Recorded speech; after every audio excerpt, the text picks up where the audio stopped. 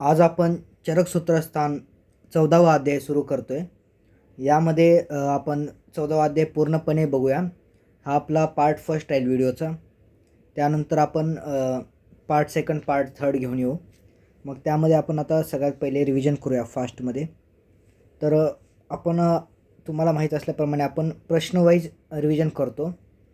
तर आपला आजचा पहिला प्रश्न आणि टॉपिक असणार आहे, म्हणजे सगळ्यात पहिला टॉपिक आपला पॉईंट अध्यायाची ओळख म्हणजेच इंट्रोडक्शन. तर पहिला प्रश्न, चरक सूत्रस्थान अध्याय 14चे नाव काय आहे? तर स्वेद अध्याय. काय नाव आहे? स्वेद अध्याय. स्वेदन विधीवर आधारित अध्याय आहे हा. आणि स्वेद अध्याय असे काय आहे याचे नाव आहे. हा अध्याय कोणाच्या वाक्याने सुरू होतो? हा अध्याय कोणाच्या वाक्याने सुरू होतो? तुम्ही पण आठवण्याचा प्रयत्न करत जा. प्रश्न फक्त असं बघून चालणार नाही.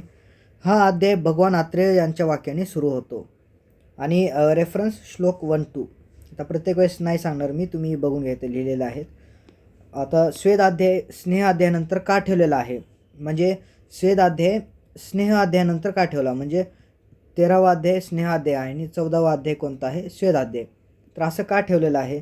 कारण शोधन क्रियेतील क्रमाने स्नेहनानंतर स्वेदन केले जाते, म्हणून स्नेहन विधीनंतर स्वेद विधीचे अध्याय स्थानिकदृष्ट्या योग्य आहे.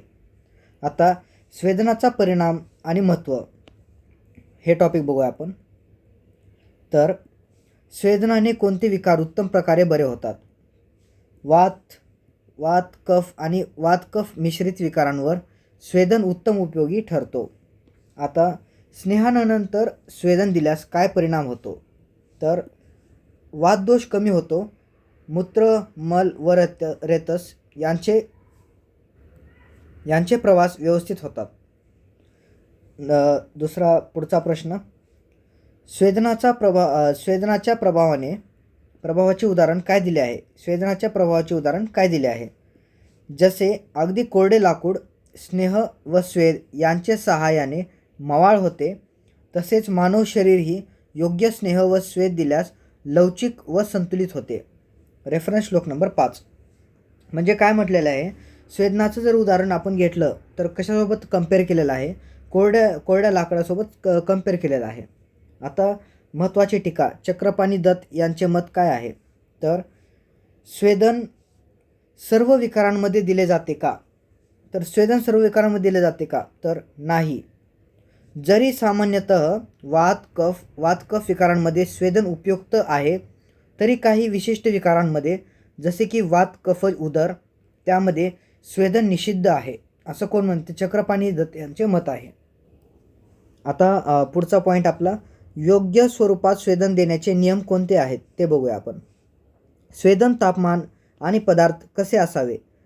स्वेदनाचे तापमान आणि पदार्थ कसे असावे? तर श्लोक 6 नुसार स्वेदन फार उष्ण नसावा, न अतिउष्ण असं बोललेलं आहे श्लोकमध्ये. फार सौम्य नसावा, न अतिमृदू. रोग ऋतू व रुग्णाची ताकद लक्षात घेऊन योग्य प्रमाणात असावा. काय काय बोललेलं आहे? फार उष्ण नसावा, फार सौम्य नसावा, रोग, नंतर आणखी ऋतू व रुग्णाची ताकद बघून ताकद लक्षात घेऊन योग्य प्रमाणात असावा. आता पुढचा पॉईंट, रुग्ण व ऋतूनुसार स्वेदनाचे प्रकार किती आहेत? रोग आणि रुग्णाच्या ताकदीनुसार स्वेदनाचे किती प्रकार आहेत? तर 3 प्रकार आहेत. कोणते कोणते आहेत 3 प्रकार? महास्वेद, मध्यम स्वेद आणि दुर्बल स्वेद. महास्वेद म्हणजे काय? गंभीर रोग, फार थंडीचे ऋतू आणि बळकट रुग्णासाठी. कशासाठी? गंभीर रोग, फार थंडीचे ऋतू असेल आणि बळकट रुग्णांसाठी महास्वेद. आणि मध्यम स्वेद कोणासाठी आहे? मध्यम प्रकारचे रोग, मध्यम ऋतू आणि मध्यम ताकद असलं तर मध्यम स्वेद. आणि दुर्बल स्वेद कोणासाठी? सौम्य रोग, सौम्य थंडी आणि दुर्बल रुग्ण यांच्यासाठी दुर्बल स्वेद. आता द्रव्यांच्या स्वरूपावर आधारित स्वेदनाचे प्रकार बघूया आपण. वरती आपण रुग्ण व ऋतूनुसार स्वेदनाचे प्रकार बघितले. आता इकडे द्रव्यांचे स्वरूपावर आधारित स्वेदनाचे प्रकार पाहूया. द्रव्याच्या गुणधर्मावरून स्वेदनाचे प्रकार कोणते कोणते आहेत? तर स्निग्ध वृक्ष स्वेद आहे, स्निग्ध स्वेद आहे आणि वृक्ष स्वेद आहे. तर स्निग्ध वृक्ष स्वेद काय आहे? स्निग्ध वृक्ष स्वेद काय आहे? वातज कफाज विकारांमध्ये वापरतात. स्निग्ध वृक्षस्वेद कोणामध्ये वापरतात? वातज कफज विकारांमध्ये. आणि स्निग्ध स्वेद वात विकारांमध्ये वापरतात आणि वृक्षस्वेद कफ विकारांमध्ये वापरतात. आता दोषानुसार स्वेदनाचे प्रकार किती आणि कोण आहेत हे बघूया आपण. आमाशयगत वात आणि पक्वाशयगत कफ यामध्ये कोणत्या प्रकारचा स्वेद उपयोगी आहे असं लिहिलेलं आहे. तर रेफरन्स आहे श्लोक नंबर 9. बघूया आपण आता. तर आमाशयगत कफ स्थानात गेलेला वात म्हणजे आमाशयगते वात म्हणजे काय बोललेलं आहे? आमाशय कफाचं स्थान आहे आणि त्यामध्ये काय गेलेलं आहे? वात. तर काय करायचं तिथे? प्रथम वृक्षस्वेद आणि त्यानंतर स्निग्ध स्वेद द्यावा. म्हणजे काय बोललेलं आहे? पहिलं वृक्ष द्यायला पाहिजे आणि नंतर स्निग्ध स्वेद. आणि पक्वाशय कोणाचं स्थान आहे? पक्वाशय वाताचं स्थान आहे आणि त्या ठिकाणी कफ गेलेला आहे. मग त्यासाठी काय करायला पाहिजे? अगोदर स्निग्ध स्वेद द्यायला पाहिजे, नंतर त्यानंतर वृक्षस्वेद द्यावा. स्नेहपूर्वी द्यायला पाहिजे. आता चक्रपाणी दत्त यांचे स्पष्टीकरण बघूया आपण. तर श्लोक स्थानम जयवृद्धी पूर्वम तू हे वाक्य आहे चक्रपाणी दत्त यांनी दिलेलं. आता याचं एक्सप्लेनेशन आपण बघूया. ते म्हणतात की प्रथम दोष ज्या स्थानी आहे त्या स्थानाशी सुसंगत असा स्वेद दिला पाहिजे. म्हणजे इथे आमाशयगत म्हणजे कफ स्थान होता, त्यामुळे आपण याला पहिले वृक्षस्वेद दिला. आणि पक्वाशयमध्ये वाताचं स्थान होता, त्यामुळे आपण त्याला अगोदर स्निग्ध स्वेद दिला आपण. तर हेच चक्रपाणी दत्त म्हणतात. आणि याचे उदाहरण बघूया आता चक्रपाणी दत्त यांनी दिलेले. आमाशय कुणाचं स्थान आहे? कफाचं असल्याने वृक्षस्वेद द्यावा प्रथम, नंतर त्यातील वात दोषासाठी स्निग्ध स्वेद द्यावा. नंतर पक्वाशय वातस्थान असल्याने स्निग्ध स्वेद द्यावा, नंतर त्यातील कफ दोषासाठी वृक्षस्वेद द्यावा. आता स्वेदनासाठी निषिद्ध शरीराचे अवयव म्हणजे कोणत्या बॉडी पार्ट्सला हे स्वेदन नाही द्यायला पाहिजे? कोणते अवयव स्वेदनासाठी निषिद्ध आहेत किंवा सौम्य स्वेद द्यावा लागतो? म्हणजे प्रश्न काय आहे? कोणते अवयव निषिद्ध आहेत डायरेक्ट किंवा त्यांना सौम्य स्वेद द्यावा लागतो? तर श्लोक नंबर 10 नुसार कोणते आहेत ते?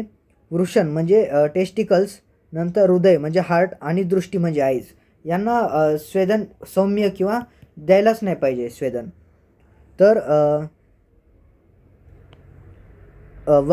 वंशन प्रदेशात कोणत्या प्रकारचा स्वेद दिला जातो? वंशन म्हणजे ग्रोइन रिजनमध्ये कोणत्या प्रकारचा स्वेद दिला जातो? तर यामध्ये वंशनात मध्यम स्वेद द्यावा. इतर अवयवांमध्ये स्वेदनाची तीव्रता रुग्णाच्या प्रकृतीनुसार ठरवावी. म्हणजे कळालं ना? म्हणजे वंशन याच्यामध्ये मध्यम स्वेद देतो आपण आणि वृषण म्हणजे टेस्टिकल्समध्ये हे देतो आपण सौम्य किंवा देतच नाही. हृदयमध्ये पण तसंच आणि दृष्टी म्हणजे आईजमध्ये पण तसंच. आता स्वेदनापूर्वी डोळे व हृदय रक्षणाची पद्धत म्हणजे स्वेदन करतेवेळी डोळे किंवा हृदय यांच्या रक्षणाची काय पद्धत किंवा स्टेप्स आहेत? स्वेदन करण्यापूर्वी डोळ्यांचे संरक्षण कसे करावे? सगळ्यात पहिला प्रश्न आपला, डोळ्यांचे संरक्षण कसे करावे? तर श्लोक 11 नुसार बघूया. डोळ्यांना झाकण्यासाठी खालील गोष्टी वापराव्यात. सुपरिच्छ धुतलेले कापड म्हणजे सुशुद्ध नक्तक आपण बघितलं होतं श्लोकमध्ये फर्स्ट इयरमध्ये सुद्धा. धुतलेले कापड त्याला काय होतं? सुशुद्ध नक्तक. नंतर गव्हाच्या पिठाचा गोळा, गोधूम पिंड आपण बघितला असेल, आपल्या कॉलेजमध्ये वगैरे दाखवले असतील. असं डोळ्याच्या भोवती असं लावतात गव्हाच्या पिठाचा गोळा. नंतर कमळाची पाने, पद्म अँड उत्पल पात्र, कमळाची पानं पण लावतात. नंतर स्वेदन करण्यापूर्वी हृदयाचे संरक्षण कसे करावे? तर हे वरचं डोळ्यांसाठी होतं. आता आपण हृदयासाठी बघूया. तर हृदयावर खालील थंड पदार्थांचा संपर्क द्यावा. कोणते थंड पदार्थ? थंड मोत्यांची माळ म्हणजे शीतमुक्तावली, थंड भांडी किंवा पाने म्हणजे शीतल भजन, किंवा पाण्यात भिजवलेले कमळ म्हणजे जलर्द्र जलज, नंतर पाण्याने ओले केलेले हात म्हणजे जलर्द्र हस्त.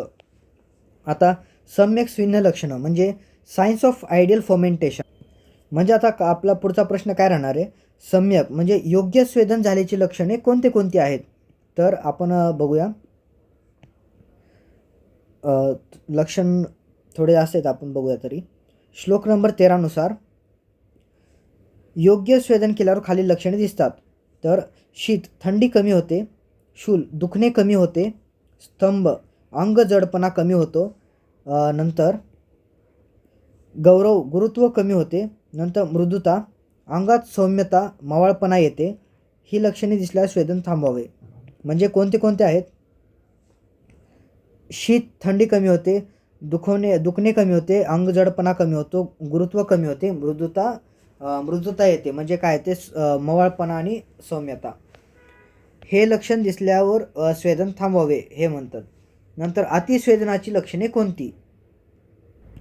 म्हणजे स्वेदन अति झालं तर याचे काय काय लक्षण दिसतात आपण ते बघूया आता पुढे. तर अतिस्वेदन म्हणजे काय? अतिस्वेदन म्हणजे काय? रुग्णाला गरजेपेक्षा जास्त स्वेदन दिल्यास होणारी लक्षणे म्हणजेच अतिस्वेदन. आता पुढचा प्रश्न, अतिस्वेदन झाल्याची लक्षणे कोणती आहेत? तर लक्षणे कोणती आहेत हे बघूया आता. तर पित्त प्रकोप म्हणजे पित्त आग्रवेशन, मूर्छा म्हणजे फेंटिंग चक्कर येणे, शरीर साधन म्हणजे अंगदुखी थकवा, नंतर तृष्णा अतितृष्णा जास्त तहान लागणे, नंतर दाह म्हणजे जळजळ किंवा हिंदीमध्ये जलन म्हणतात, नंतर स्वर अंग आणि मनोबल कमी होणे. आता अतिस्वेदनाचे उपचार मॅनेजमेंट म्हणजे अतिस्वेदन झाल्यास काय करावे हा आपला पुढचा प्रश्न आहे. तर तस्या शीती अध्यायात दिलेले ग्रीष्म ऋतुचर्या थंड उपाय अवलंबवावी. म्हणजेच ग्रीष्म ऋतुचर्यामध्ये थंड उपाय जे दिलेले आहेत ते अवलंबवावी. मधुर म्हणजेच गोड, स्निग्ध स्नेहयुक्त, शीतल म्हणजे थंड पदार्थांचा वापर करायला पाहिजे. त्यासाठी अतिस्वेदन झाल्यानंतर. आता चक्रपाणी दत्त यांचे स्पष्टीकरण, म्हणजे चक्रपाणी दत्त यांनी याच्यावरती काय स्पष्टीकरण दिलेलं आहे.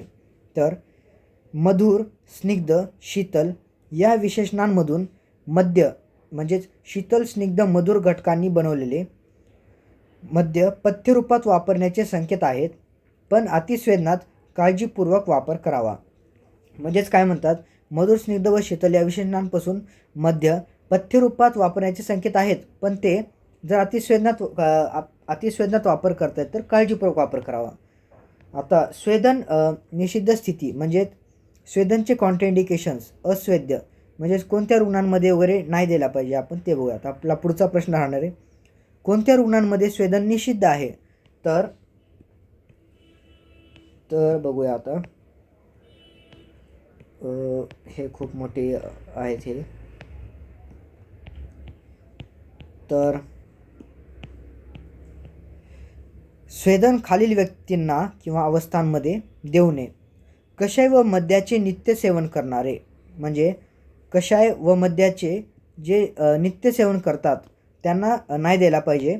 नंतर गर्भवती स्त्रिया, गर्भिणी, नंतर रक्तपित्त रुग्ण, नंतर पित्त प्रकृतीचे रुग्ण, नंतर अतिसार म्हणजे डायरिया, नंतर अतिवृक्ष प्रकृतीचे म्हणजे वृक्ष प्रकृतीचे, नंतर मधुमेह म्हणजे ज्यांना डायबिटीज मधुमेह आहे त्यांना, नंतर गुददाह किंवा गुदभ्रंश म्हणजे विदग्ध आणि भ्रष्ट ब्रादना, नंतर विषविकार व मद्यविकार, नंतर अत्यंत थकलेले मूर्छित रुग्ण, नंतर स्थूल रुग्ण, नंतर पित्तमेह पित्त जे युरिनरी डिसऑर्डर्स, नंतर तृषार्थ एक्सेसिव्हली थर्स्टी किंवा क्षुधित म्हणजेच हंग्री, नंतर क्रुद्ध अँग्री जे आहेत ते, नंतर शोकग्रस्त, नंतर कामला आहे ज्यांना जे उदररोगी आहेत किंवा जे इंजर्ड आहेत, आढ्यरोगी, नंतर अतिदुर्बल व अतिशुष्क यांना द्यायला नाही पाहिजे.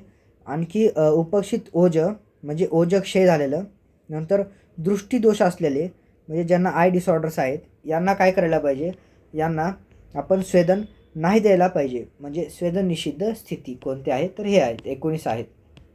तर चक्रपाणी दत्त यांची स्पष्टीकरण टीका. तर टीका बघूया आता आपण. तर कषाय रसयुक्त मद्याचे नित्य सेवन केल्यास शरीरात वातवृद्धी, वृक्षता व स्तंभता होते. काय होते? वातवृद्धी, वृक्षता व स्तंभता होते.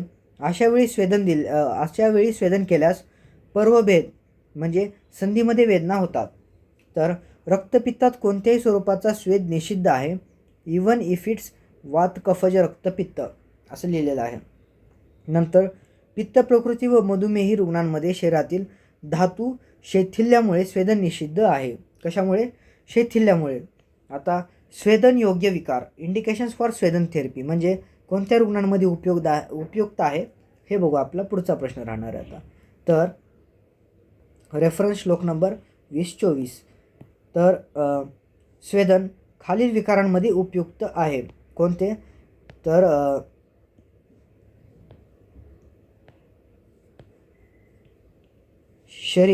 शीर, कंठ व श्वसनाशी संबंधित विकार म्हणजे प्रतिशय म्हणजेच नाक वाहणे, कास म्हणजे खोकला, हिक्का म्हणजे कफ, नंतर श्वास म्हणजे धाप लागणे, नंतर स्वरभेद म्हणजे गेलेला आवाज आणि गळग्रह म्हणजे घशाचे विकार. नंतर वातजन्य व स्नायू विकार म्हणजे ज्यांना वातजन्य व स्नायू विकार आहे त्यांना पण दिले पाहिजे. अर्धित म्हणजे फेशियल पॅरालिसिस, एकांगवात म्हणजे मोनोप्लिगिया, तर सर्वांगवात म्हणजे डिप्लिगिया, नंतर पक्षाघात म्हणजे हेमिप्लिगिया, तर विनामक म्हणजे बॉडी बेंडिंग यांच्यामध्ये द्यायला पाहिजे. नंतर पचनसंस्थेचे विकार, ज्यांच्यामध्ये पचनसंस्थेचे विकार आहेत त्यांनासुद्धा. तर कोष्ठगता, आहम व विबंध, नंतर मूत्राघात, नंतर विजृंभा म्हणजे ज्यांना एक्सेसिव्ह यॉर्निंग होते त्यांना. नंतर शरीरातील संकोच व जडपणा, तर पार्श्व, पृष्ठ, कटी, कुक्षी संग्रह, नंतर ग्रुदसी, तर मूत्रकृश म्हणजे डायसियुरिया, नंतर मूषकयोह महत्व म्हणजे स्क्रोटल एनलार्जमेंट, नंतर अंगमर्द ज्यांना बॉडी एक आहे, नंतर पाय व निचांग विकार ज्यांना आहे म्हणजे बघूया आपण. पाद, जानू, उरू, जंगा संग्रह म्हणजे स्टिफनेस जे आलेलं आहे कुठे? तर फूट, नी, थाय आणि लेगमध्ये. नंतर श्वथा म्हणजे स्वेलिंग, नंतर खली म्हणजे हँड फूट कॉन्ट्रॅक्चर, नंतर आमदोष इम्प्रॉपर डायजेशन ज्यांच्यामध्ये आहे, नंतर शीत कोल्ड, वेपथू म्हणजे ट्रेमर्स येतात, वातकंटक म्हणजे हिल पेन आणि वात टाईप. नंतर इतर लक्षणे आणखी कोणते लक्षण? तर संकोच, आयाम, शूल, स्तंभ, गौरव, सुषुप्तता, स्रवंग विकार, फुल बॉडी डिसऑर्डर्स यांच्यामध्ये द्यायला पाहिजे स्वेदन. नंतर स्वेदनासाठी उपयुक्त द्रव्ये कोणते आहेत? पिंड व प्रस्तर स्वेद. तर आपण बघूया वातविकारांमध्ये कोणती द्रव्ये पिंडस्वेदासाठी वापरतात. पिंडस्वेदासाठी वातविकारांमध्ये कोणती द्रव्ये वापरतात हे पाहूया आता आपण. तर कोणती वापरतात? तर तीळ, माश म्हणजे उडीद, कुलत म्हणजे हुलगा, आम्ल पदार्थ, तूप, तेल, मांसयुक्त भात म्हणजे आमिषोदन, नंतर पायस म्हणजे दुधातला गोड पदार्थ, नंतर कृशर म्हणजे धान्ययुक्त भात पदार्थ, नंतर मांस. हे कशासाठी वापरतात? तर पिंडस्वेदासाठी वापरतात. कशामध्ये? वातविकारांमध्ये कोणती द्रव्ये हे आपला प्रश्न होता त्याच्यासाठी. नंतर कफ विकारांमध्ये कोणती द्रव्ये प्रस्तर स्वेदासाठी वापरतात? तर कफ विकारांमध्ये गोमूत्र, गाढव, उंट, डुकर, घोड्याचा विष्ठा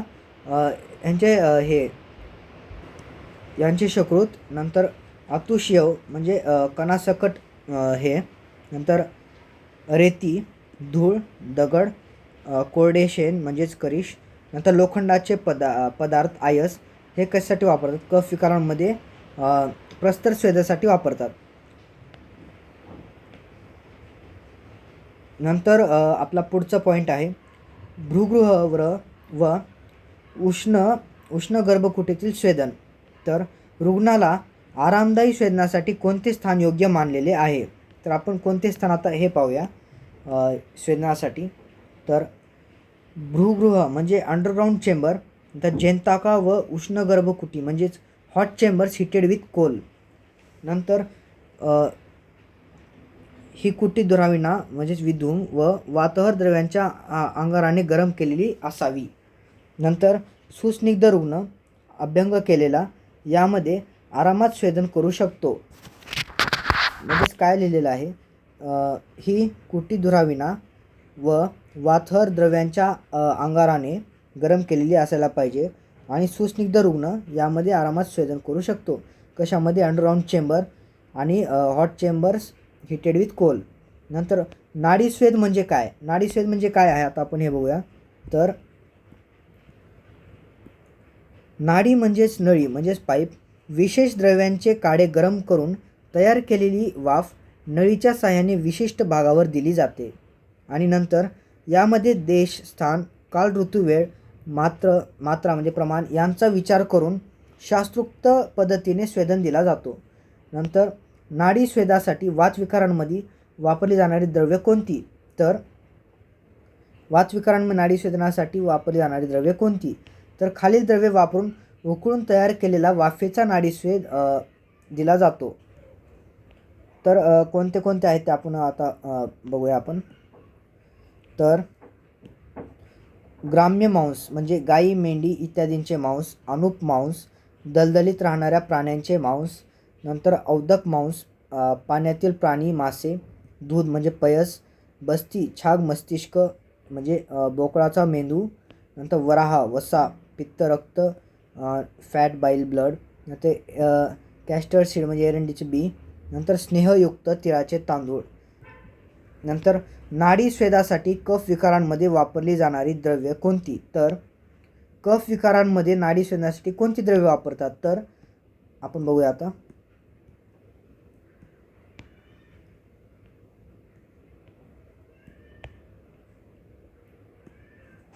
तर खालील वनस्पतींच्या पानांचा काढा करून त्याची वाफ दिली जाते. म्हणजे काय करतात, हे जे वनस्पती आहे यांचा काढा करतात, नंतर त्याची वाफ दिली जाते. वरून म्हणजे क्रॅटेवा नुर्वला, तर अमृतका म्हणजे गुडूची, तर एरंड म्हणजे कॅस्टर, नंतर शिगरू, मुळा, नंतर सरसप, वसा, वंश, करंज, अर्क, अश्मंतक, शोभांजन, बीज, सैर्य, माळती, सुरसा, अर्जक या वनस्पती कफ विकारांमध्ये स्वेदनासाठी प्रभावी असतात. आता नाडी स्वेदासाठी वात कफज विकारांमध्ये वापरली जाणारी द्रव्ये कोणती? तर आपण वात पाहिल्यानंतर कफ पाहिला, आता वात कफज विकारांमध्ये नाडी स्वेदनासाठी द्रव्ये कोणती आहेत हे पाहूया. तर